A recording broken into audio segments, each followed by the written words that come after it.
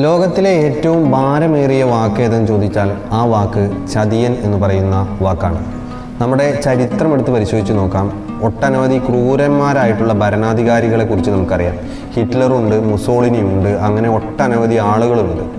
പക്ഷേ അവർക്ക് ആരാധകരും ഉണ്ടാകും, പ്രതിയോഗികളും ഉണ്ടാകും. പക്ഷേ ചതിയൻ എന്ന പട്ടം അലങ്കരിച്ചവർ അങ്ങനെയല്ല.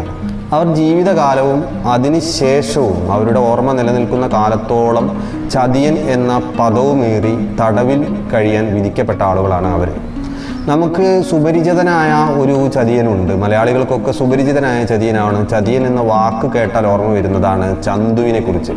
കേരളത്തിലെ അച്ഛനമ്മമാരൊക്കെ ചന്തു എന്ന് പറയുന്ന പേര് മക്കൾക്കിടാനൊക്കെ ഒന്നും മടിക്കും. കാരണം ഒന്നുമല്ല, ചതിയൻ എന്ന ടാഗിൽ ഓട്ടോമാറ്റിക്കലി അതോടൊപ്പം നിൽക്കുന്നത് കൊണ്ട് തന്നെയാണ്. അതെ, പക്ഷേ ആ ചതിയനെ കുറച്ചു കാലത്തേക്കെങ്കിലും പരോളിൽ ഇറക്കി വിട്ടൊരു മനുഷ്യനുണ്ട്, MD വാസുദേവൻ നായർ. നമുക്കറിയാം, ചന്തുവിനെ കുറിച്ച് അന്നാണ് നമ്മൾ അറിയുന്നത്. വടക്കൻ വീരഗാഥ എന്ന് പറയുന്ന സിനിമയിൽ MD വാസുദേവൻ നായർ ചന്തു എന്താണ് എന്ന് പറയുന്നുണ്ട്. ചെറുപ്പത്തിൽ മെൻ്റൽ ട്രോമകളാൽ അലയപ്പെട്ട ഒരു ചന്തുവുണ്ട്. പ്രണയനിരാസത്തിൽ അകപ്പെട്ട ചന്തുവുണ്ട്. എല്ലാ തരത്തിലും സമൂഹത്തിൽ നിന്നും ചതിയനായി വിധിക്കപ്പെട്ട ഒരു ചന്തുവിനെ കുറിച്ച് MD വാസുദേവൻ നായർ പറഞ്ഞു തരുന്നുണ്ട്. സിനിമയിൽ ചന്തു ചതിക്കപ്പെട്ടിട്ടുമില്ല. MD വാസുദേവൻ നായരുടെ ഒരു കഥാകാരൻ്റെ കണ്ണിൽ ചന്തു ചതിക്കപ്പെട്ടവനും ആയിരുന്നില്ല എന്നതാണ് സത്യം. ചന്തു പക്ഷേ പരോളിന് ഇറങ്ങിയെങ്കിലും പരോളിലേക്ക് ഇറക്കപ്പെടാത്ത ലോകത്ത് ഒട്ടനവധി സ്ഥലങ്ങളിലും ഇടങ്ങളിലുമൊക്കെ വ്യാപിച്ചു നടക്കുന്ന ഒരു ചതിയനുണ്ട്. ചതിയനാണ് യൂദാസ് എന്ന് പറയുന്ന ചതിയൻ. പക്ഷേ യൂദാസിനെ കുറിച്ചിട്ടുള്ള വേറിട്ടുള്ള ഒരു കാഴ്ചപ്പാടുണ്ട്. എന്തിനാണ് യൂദാസ് 30 വെള്ളിക്കാശിന് തൻ്റെ ഗുരുവായ യേശുവിനെ ഒറ്റുകൊടുത്തത് എന്ന് ആലോചിച്ചിട്ടുണ്ടാവും. കാരണം 30 വെള്ളിക്കാശ് എന്ന് പറയുന്നത് ഏറ്റവും കുറഞ്ഞ തുകയാണ്. അതിനെന്തിനായിരിക്കും അദ്ദേഹം യേശുവിനെ ഒറ്റുകൊടുത്തിട്ടുണ്ടാവുക എന്നുള്ളൊരു ചോദ്യമുണ്ട്. ആ ചോദ്യത്തിന് ഉത്തരം തരുന്നത് രതി ദേവി എന്ന് പറയുന്ന മലയാളിയായ ഒരു എഴുത്തുകാരിയാണ്. അവരുടെ ബുക്കർ പ്രൈസിന് നോമിനേഷൻ കിട്ടിയ വളരെ പ്രശസ്തമായ ഒരു കഥയുണ്ട്. കഥയുടെ പേര്, നോവലിൻ്റെ പേര് മഗ്ദലീനയുടെ പെൺസുവിശേഷം എന്ന് പറയുന്ന നോവലാണ്. ഈ നോവലിൽ പറയുന്നത് യേശുവിൻ്റെ ഏറ്റവും പ്രധാനപ്പെട്ട അരുമ ശിഷ്യനായ യൂദാസിനോട് യേശു തൻ്റെ അവസാന കാലത്തിൽ, അല്ലാൽ അനുയായികളാൽ പിടിക്കപ്പെടും എന്ന് പറയുന്ന കാലഘട്ടത്തിൽ തന്നെ ഒറ്റുകൊടുക്കാൻ പറയുകയാണ്. സ്വന്തം ഗുരുവിനെ ഒറ്റുകൊടുക്കുന്നത് യൂദാസിനെ ചിന്തിക്കാവുന്നതിൽ അപ്പുറമായിരുന്നു. പക്ഷേ യേശു തൻ്റെ ഒരു ഗുരുദക്ഷിണ പോലെ ഞാൻ പറയുന്ന അവസാന വാക്യമായി എല്ലാം നീ അനുസരിക്കുന്നുണ്ട്, ഇതുകൂടി എനിക്ക് വേണ്ടി അനുസരിക്കണമെന്ന് പറയുമ്പോൾ യാതൊരു നിവൃത്തിയുമില്ലാതെ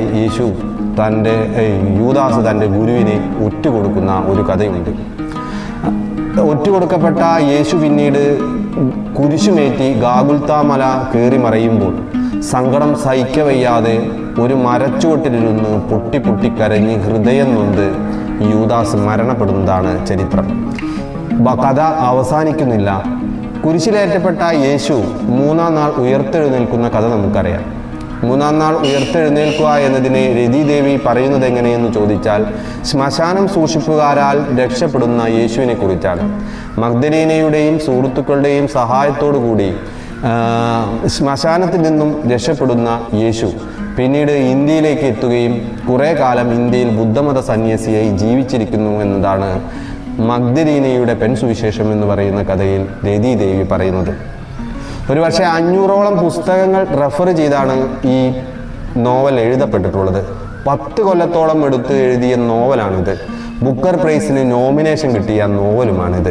ഒരുപക്ഷെ ഈ നോവൽ പറയുന്നത് അത്ര സത്യമാണെങ്കിൽ ഒന്ന് ഓർത്തു നോക്കൂ, എന്തുമാത്രം പാപമാണ് നാം ഓരോരുത്തരും യൂദാസ് എന്ന് പറയുന്ന ആ പാവപ്പെട്ടവനോട് ചെയ്തുകൊണ്ടിരിക്കുക. എല്ലാ കഥകളും ചിലപ്പോൾ ഇങ്ങനെ ആയിരിക്കാം. നമ്മൾ കേട്ട കഥകളൊക്കെ അത്രത്തോളം സത്യമാവണം എന്നില്ല. ചതിയൻ പട്ടം എന്ന് പറയുന്ന പട്ടം ഏറ്റവും ഭാരമേറിയ പട്ടമാണ്.